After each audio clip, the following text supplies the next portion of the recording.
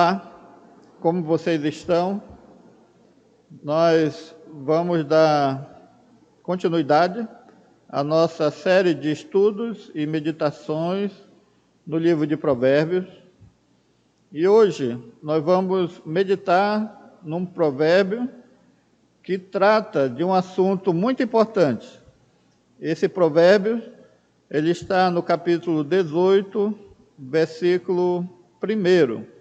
Provérbios 18, 1, que diz assim: busca satisfazer seus próprios desejos aquele que se isola, ele se insurge contra toda sabedoria. Então, busca satisfazer os seus próprios desejos aquele que se isola, porque ele se insurge contra toda a sabedoria. Nós já vimos em mensagens anteriores que o homem foi criado por Deus como um ser social. E no seu convívio com as demais pessoas, ele deveria experimentar alegria e satisfação. Mas existe um problema no homem que surgiu por causa do pecado, da sua desobediência e do seu afastamento de Deus, que se chama solidão. A solidão é um grande mal nos nossos dias. E nós vemos na Bíblia que depois que Deus criou toda a natureza, depois que Deus criou o homem, Deus observou que não era bom que o homem estivesse só. Então Deus viu uma coisa que não era boa e que fazia parte daquela criação original. Por isso Deus criou a mulher, e daí a família e a sociedade com todas as suas relações. Então a Bíblia, ela trata do problema da solidão, e é um problema que continua sendo muito sério ainda nos nossos dias, nos dias de hoje. Tanto esse problema é reconhecido por nós, evangélicos, né, pela palavra de Deus, mas também ele é reconhecido por estudiosos da sociedade, né, e de outras ciências humanas. Eu vou ler algumas citações só para ilustrar a importância desse tema, para que nós possamos depois dar prosseguimento à análise que o texto de Provérbios faz e o que a Bíblia faz. Gostaria de citar um médico evangélico por nome Paul Tournier. Esse médico evangélico, ele foi pastor de uma igreja reformada em Genebra.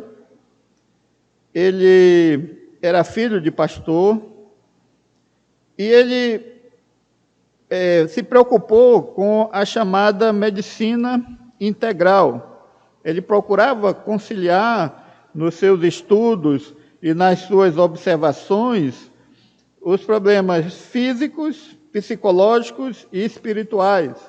E ele dizia que todas essas três áreas estavam relacionadas no ser humano. E ele escreveu livros muito importantes, e vários deles traduzidos para o português, mas ele fez uma afirmação sobre esse nosso tema. Ele falou o seguinte: a solidão é a doença mais devastadora desta época. Não é só uma viúva sozinha na sua casa que vive a solidão. Os ricos e famosos são solitários. Então, Paul Tournier falou sobre isso. Também um outro filósofo e naturalista não cristão, né, Henri Thoreau, ele fez também uma afirmação com relação à solidão. Ele disse o seguinte: uma cidade é um lugar onde muitas pessoas estão sozinhas, juntas. Às vezes, as multidões aumentam a solidão. Então, esse naturalista, todos do século XX, falou isso sobre a solidão. Nós temos um escritor famoso, com livros também traduzidos para o português, Gary Collins. Ele é um psicólogo clínico, doutor, um cristão, e ele fez a seguinte afirmação sobre a solidão: vivemos em uma sociedade produtora da solidão, onde mudanças rápidas e a tecnologia desencorajam a intimidade e estimulam a solidão. Mesmo em casa e nas igrejas, as pessoas evitam-se para não se olharem. Então, esses homens estudiosos da sociedade viram a solidão como um grande mal, um grande problema da nossa época, e que a tecnologia que vem sendo desenvolvida, ela cada vez mais, ela desencoraja os relacionamentos, a intimidade, a amizade.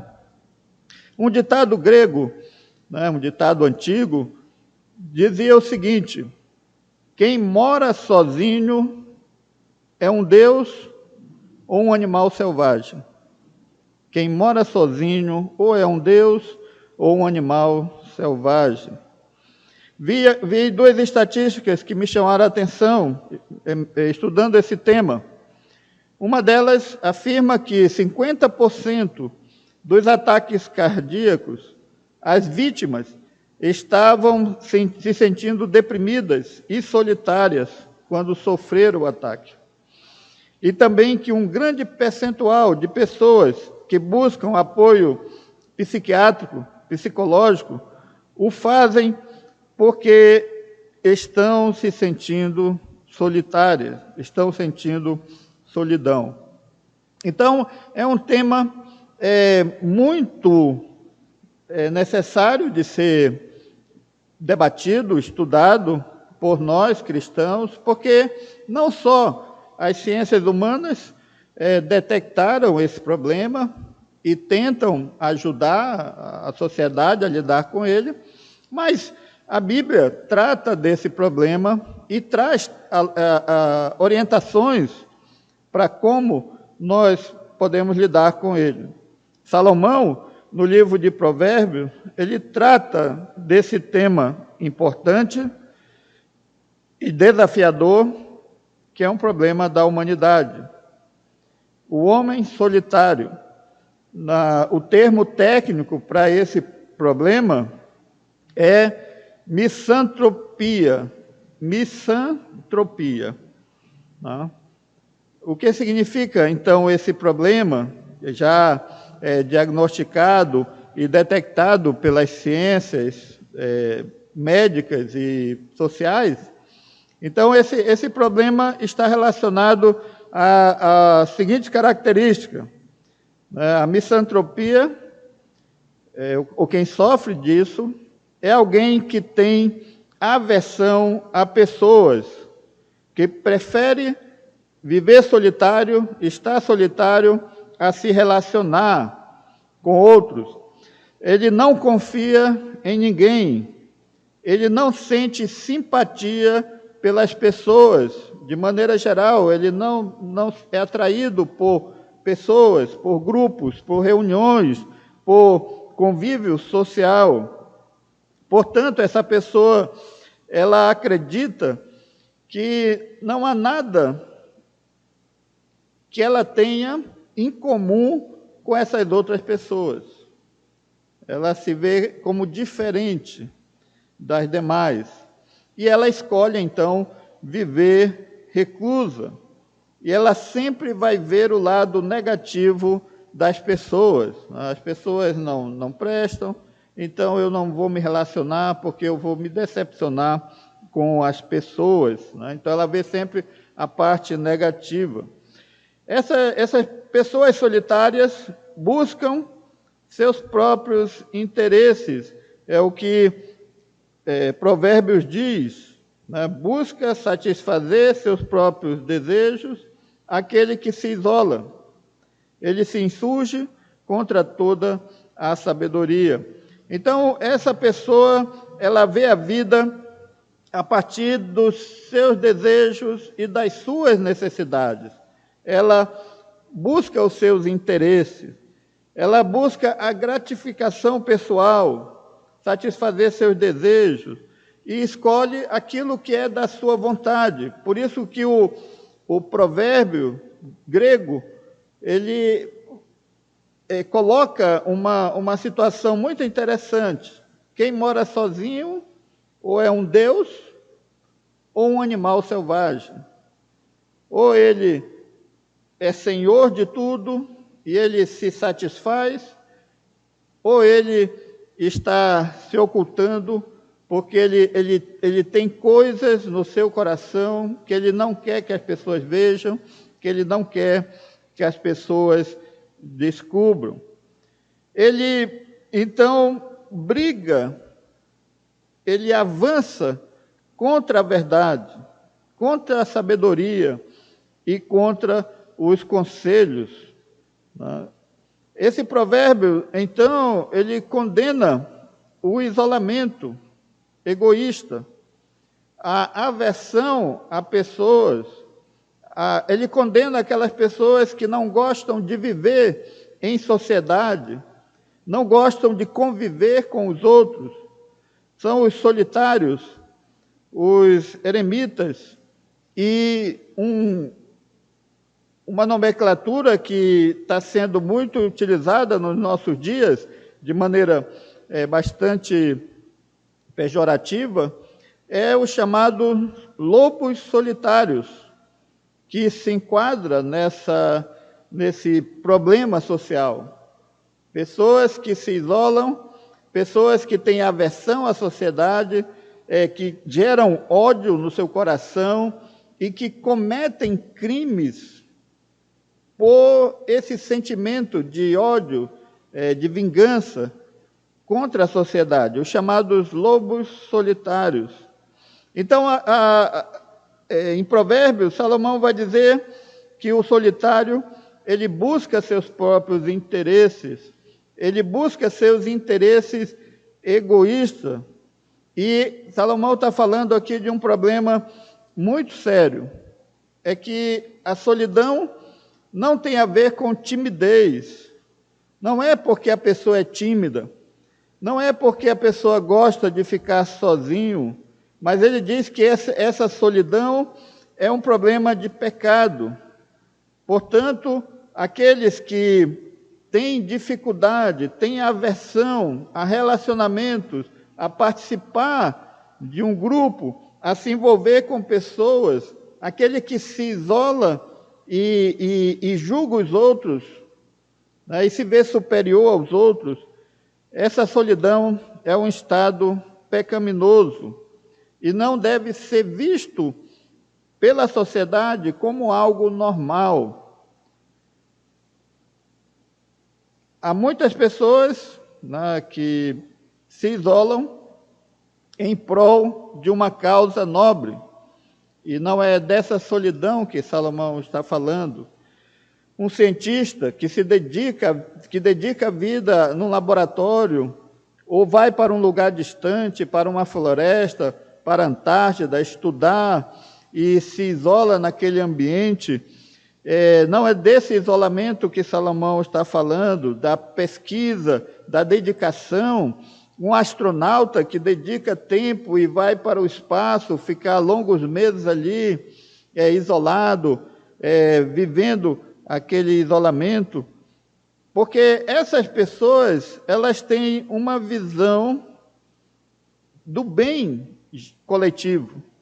Elas se isolam para produzir algo bom para a sociedade. Então, elas amam as pessoas, elas amam a sociedade e elas querem ser produtivas e elas querem cumprir uma missão e produzir algo bom. Não é desse tipo de solidão, né, que as pessoas enfrentam em determinada época das suas vidas, por causa do estudo, do trabalho, para um bem maior para a sociedade.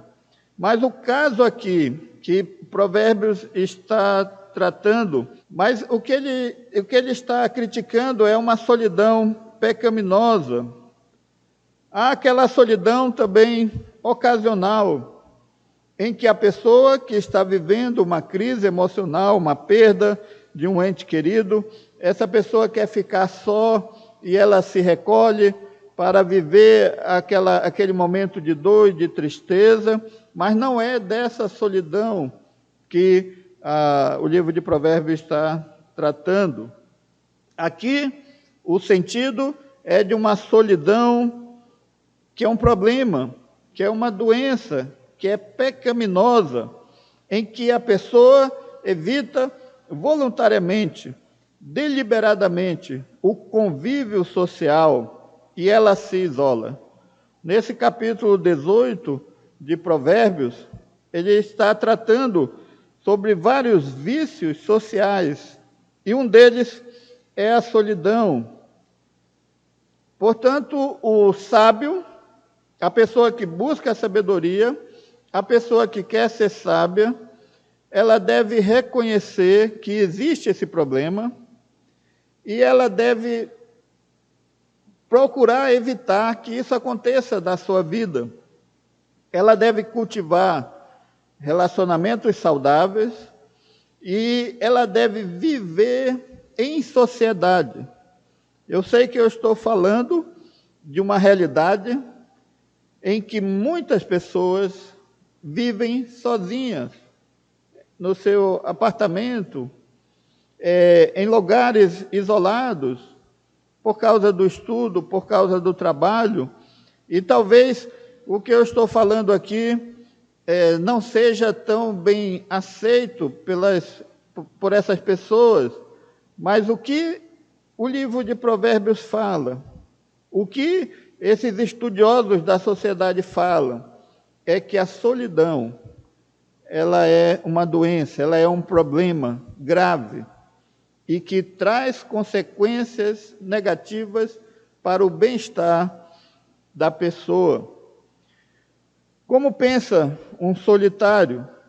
Qual é o que se passa pela cabeça de alguém que é um solitário? A primeira coisa que ele pensa é que todas as pessoas são indignas. As pessoas não merecem a minha companhia.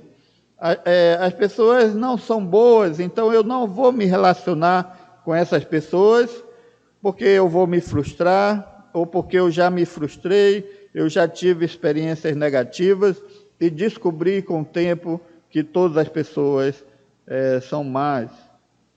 Todas as pessoas, segundo o pensamento do solitário, são tolas, superficiais. Também ele acha que ninguém vai entender a sua genialidade, quem ele é e o quão especial ele é. Para ele, as pessoas só vão decepcioná-lo. Ele quer ter o domínio da sua vida, tomar suas próprias decisões, e ele não quer prestar contas a ninguém. A ideia de que ninguém tem nada a ver com a minha vida. E também uma ideia de que eu não pertenço a um lugar onde há muitas pessoas e eu tenho que me relacionar.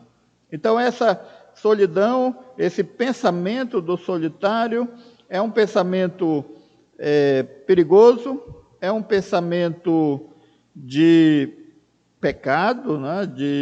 de uma atitude de insubordinação, um levante contra a sabedoria. Nós vemos muitos casos na Bíblia tratando sobre isso. Um deles é do profeta Eliseu. O profeta Eliseu tem uma história muito bonita, mas ele teve muitas decepções e ele chegou um momento na vida dele que ele estava profundamente deprimido, abalado, e ele então conversa com Deus, e ele diz o seguinte, em 1 Reis 19:10: tenho sido muito zeloso pelo Senhor, Deus dos exércitos. Os israelitas rejeitaram a tua aliança, quebraram teus altares e mataram os teus profetas à espada. Sou o único que sobrou, e agora também estão procurando matar-me. Então, na avaliação do profeta, ele era o único que tinha sobrado. Ele era o único que podia combater aquela situação. Todos estavam errados, todos se desviaram, e só ele era o único que permanecia fiel a Deus. Esse é um pensamento do solitário. Ele acha que ele é único em toda a sociedade e que todos são, de certa forma, seus inimigos e que não merecem, não são dignos da sua presença, não são dignos da sua companhia. O solitário, portanto, é uma pessoa orgulhosa e ela precisa se arrepender, ela precisa cair em si e ela precisa conviver com as pessoas, ela precisa aprender a ouvir as pessoas, ela precisa aprender a cultivar um relacionamento, amizades, estar junto de pessoas, viver uma rotina de vida onde as pessoas estejam presentes na vida dela. Senão, esse mal vai dominar o seu coração, vai adoecê-la e vai prejudicar a sua vida. E ela vai sofrer com isso. A Bíblia ensina muitas coisas. Nós temos o exemplo de Cristo. Além da Bíblia falar sobre a relação de Jesus com o Pai e com o Espírito Santo, uma comunhão eterna, né? E só o cristianismo apresenta Deus nessa figura, né, da triunidade de Deus, Pai, Filho e Espírito Santo, numa relação perfeita de unidade, de companhia, de sabedoria, de decisões, de conselhos. Então, Deus, ele é apresentado dessa forma, um Deus que se relaciona entre si, nas três pessoas, mas um Deus que se relaciona com a natureza, um Deus que se relaciona com a sociedade ou com a raça humana, pessoas pecadoras, seja qual for a situação dela, e o exemplo em Jesus é bem claro, ele se relacionou com pessoas doentes, ele se relacionou com pobres, ele se relacionou com pessoas ricas, ele se relacionou com pessoas cultas, pessoas simples, ele se relacionou com crianças, colocou ela no seu colo, abençoou, ele se relacionou com mulheres, que era um tabu naquela época, essa conversa e esse ensino para mulheres. Ou seja, a Bíblia mostra Jesus não como um religioso solitário, mas como alguém que se relacionava com as pessoas, diferente dos fariseus. Os fariseus, eles entendiam que a dedicação a Deus deveria afastá-los desse convívio com essas pessoas pecadoras, pessoas ignorantes, pessoas que tinham falhas, defeitos. Então, os fariseus, eles procuravam viver um isolamento, né, para poder servir a Deus. Eles usavam uma roupa diferente, eles conversavam somente entre si para discutir suas questões teológicas, eles reuniam em ambientes fechados, mas o que Jesus mostrou foi que esses homens estavam distantes de Deus, e que eles se desviaram da verdade, porque esse isolamento de classe tornou eles pecadores e eles perderam a capacidade de se relacionar com Deus e de se relacionar com o seu próximo. Os puritanos também, eles trabalharam muito essa questão da vida em sociedade. Eles eram ferrenhos defensores de que os cristãos eles tinham que conviver na sociedade e ajudar a sociedade a ser uma sociedade justa, uma sociedade harmoniosa, onde as pessoas estariam ajudando umas às outras. Os puritanos também trataram desse assunto. Eles defenderam que os cristãos eles tinham que se envolver na sociedade, eles tinham que se envolver com as pessoas, eles tinham que trabalhar, eles tinham que produzir boas obras, eles tinham que ser uma presença abençoadora na sociedade. Eu gostaria de citar um puritano chamado Richard Sibbes.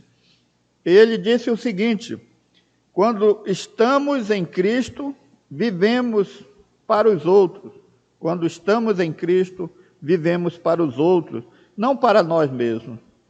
Uma boa sociedade é uma em que cada parte está tão próxima dos outros que, por isso, participam mutuamente um com o outro, tanto na saúde como na enfermidade, no prazer como na dor.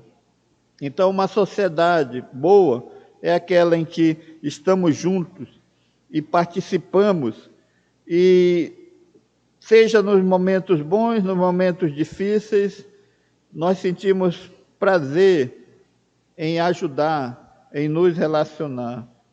O Salmo 68, verso 6, diz o seguinte: Deus faz que o solitário viva em família, liberta aquele que está preso em grilhões, mas os rebeldes habitam em terra seca. Deus faz que o solitário viva em família. Então, essa ideia de comunhão, de família, de relacionamento, é uma ideia que a Bíblia coloca para nós. E quando o homem é liberto dos seus grilhões, em que ele está preso por causa do pecado, ele vai sentir prazer e alegria de se relacionar com outras pessoas e com os seus irmãos em Cristo. A conversão, ela nos liberta dessa solidão pecaminosa e passamos a ter comunhão com Deus e comunhão com o próximo. Infelizmente, hoje temos muitas pessoas solitárias na igreja ou que se afirmam serem cristãos e elas não estão vivendo o plano de Deus para a comunhão e para o relacionamento na igreja. No livro de Atos, quando fala do início da comunidade cristã em Jerusalém, ela fala que os crentes estavam juntos, se relacionando, tinham tudo em comum, cuidavam um dos outros, vendiam alguma propriedade para ajudar os necessitados, iam nas casas um dos outros, havia uma relação comunitária entre os salvos. E no verso 47 de Atos 2, o texto diz assim: louvando a Deus e caindo na graça de todo o povo, e todos os dias acrescentava o Senhor à igreja aqueles que se haviam de salvar. Então, Deus acrescentava àquele grupo, à igreja, os que ele queria salvar. E o que nós vemos na Bíblia é que o cristão, quando a pessoa aceita Jesus, ela quer participar da igreja, ela vai participar da igreja, ela vai se unir à igreja. Mas hoje nós vemos uma situação estranha a essa doutrina bíblica, a esse ensino bíblico, que são os famosos crentes desigrejados ou crentes solitários, que não querem compromisso com a igreja, que não querem se envolver com aquele grupo, porque há um orgulho no seu coração, ele se julga melhor do que os outros, ele tem um problema de pecado no seu coração, e ele então é um solitário espiritual. Ele acha que só ele e Jesus é suficiente para a sua vida cristã, mas ele está indo contra ao que a própria Bíblia ensina e nos exorta como meio de bênção, de edificação, de crescimento espiritual, que é a vida comunitária dos salvos. O novo convertido, no Novo Testamento, ele não era deixado sozinho para desenvolver sua vida cristã. Ele era trazido para a comunidade e lá ele se envolvia e ele se tornava parte daquele grupo, vivia em família e ali ele crescia espiritualmente e realizava a sua obra de testemunho, de vida cristã, de cuidados com seu lar, de criação dos seus filhos. Ou seja, essa vida em comunidade é que é o propósito de Deus para o homem. Foi assim que ele criou o homem e lá no Éden, esses solitários, eles estão agindo contrários à vontade de Deus. Infelizmente, hoje, muitos têm adotado essa visão de crentes desigrejados, crentes solitários, e isso traz prejuízo ao seu crescimento espiritual, a seu amadurecimento e a sua ação como testemunho de Cristo. Os cristãos, eles sempre procuraram se firmar na comunhão. Eu vou ler a primeira epístola de João, no capítulo 1, de 3 a 7. João diz o seguinte: nós lhes proclamamos o que vimos e ouvimos, para que vocês também tenham comunhão conosco. Nossa comunhão é com o Pai e com o Filho, Jesus Cristo. Escrevemos estas coisas para que nossa alegria seja completa. Se, porém, andamos na luz, como Ele está na luz, temos comunhão um com os outros, e o sangue de Jesus, seu Filho, nos purifica de todo o pecado. Então ele fala que eles proclamavam a mensagem que eles ouviam. E a mensagem é essa: tenham comunhão, se relacionem, estejam juntos. Assim como você tem comunhão com o Pai, com o Filho, você tem que ter comunhão com os outros crentes, na igreja, um relacionamento. E ele diz: se nós andamos na luz, nós temos comunhão um com os outros. Então, não ache que é normal você não gostar de se relacionar com pessoas na igreja. Ah, tem uma reunião, tem um aniversário, tem uma atividade na igreja. Ah, mas eu não gosto disso, eu não gosto de estar junto de gente, eu não me sinto bem.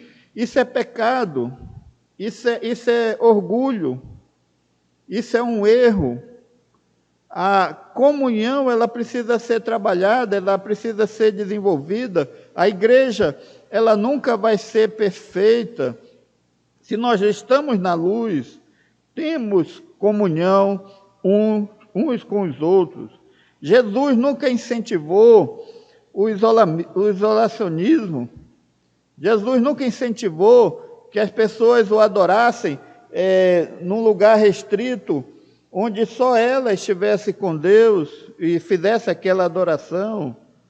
A nossa vida cristã não se limita somente a uma relação com Ele, né? Eu estou com Jesus, Ele é o meu Senhor, isso é o que importa, igreja e outras coisas, e isso não é importante para mim, isso está errado. Essa comunidade, ela existe porque as outras pessoas também servem a Cristo, e através dela vão crescer e vão ser edificadas. Jesus, quando ele falou sobre a lei, ele enfatizou as duas principais ações da lei. Qual é o grande mandamento que eu devo seguir e que resume toda a lei? E Jesus disse que nós devemos amar a Deus de todo o nosso coração, de todo o nosso entendimento, nós devemos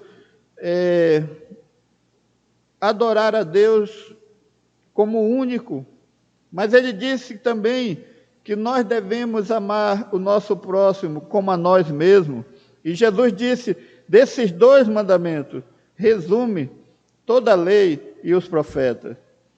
Você não pode amar somente a Deus e se relacionar somente com Deus. Se você não ama o seu próximo, não se relaciona com ele, você não está fazendo a vontade de Deus, você não está obedecendo a Deus.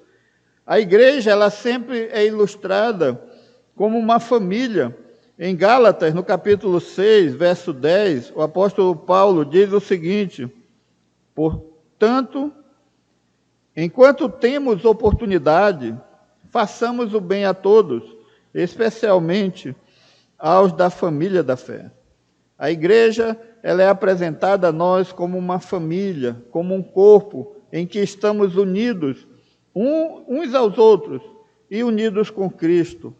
Por isso que nós devemos valorizar, amar, conhecer, relacionar com as pessoas, porque esse convívio aqui vai continuar por toda a eternidade lá no céu. Devemos viver em comunidade, em relacionamento social. Devemos adorar a Deus em comunidade, juntos, num culto público, onde todos estão presentes, e não simplesmente nos isolarmos, achando que somos melhor do que esse grupo. Deus quer que nós criemos nossos filhos em comunidade, que eles aprendam a se relacionar, a conviver. Quantas pessoas hoje, por causa do problema de relacionamento, por não saberem se relacionar, estão sofrendo e estão causando problema à sociedade, porque não aprenderam a se relacionar. Devemos lutar contra a solidão e o isolamento, não o isolamento social, mas o isolamento que as pessoas fazem de maneira pecaminosa.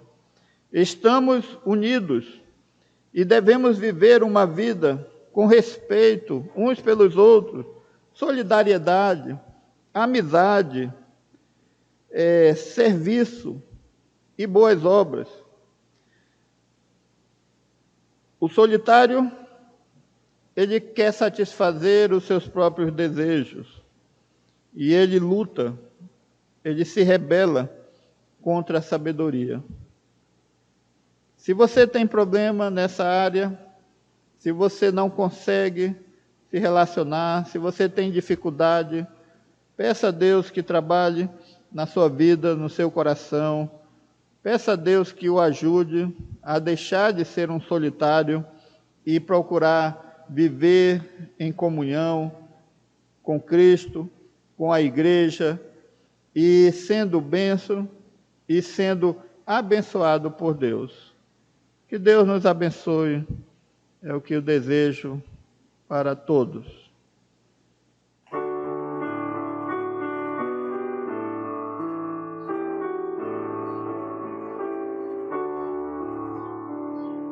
As criaturas de Deus